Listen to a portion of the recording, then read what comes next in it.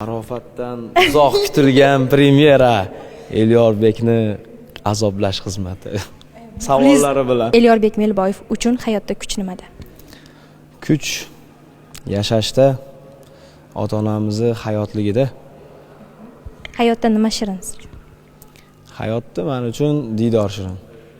Shu uzoq ko'rmagan insonlarim, ota-onamni diydori, aka-ukalarimni, do'stlarimni diydori hamma narsadan shirin.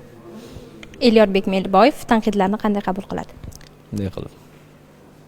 Bo'ldi. Qanaqa tanqid qabul qilish mumkin? Menda deyarli tanqidiy fikr yo'q. Chunki men gap bilan birovni xafa qilmasam yoki qanaqadir noto'g'ri gaplar o'zim efirga yoki bir joyga chiqib olib gapiravermayman. Shuning uchun tanqidiy fikrlar deyarli kam bo'ladi. Negativlarga qanday qaraysiz? Negativlarga sog' bo'lsin deyman. Ular aktivni ko'tarib beradi shu. Endi bir xilgilar oshirib yuboradi, u qanaqa haqoratlab qo'yadigan bo'lsa, o'sha haqoratlaganiga yarasha javobini oladi.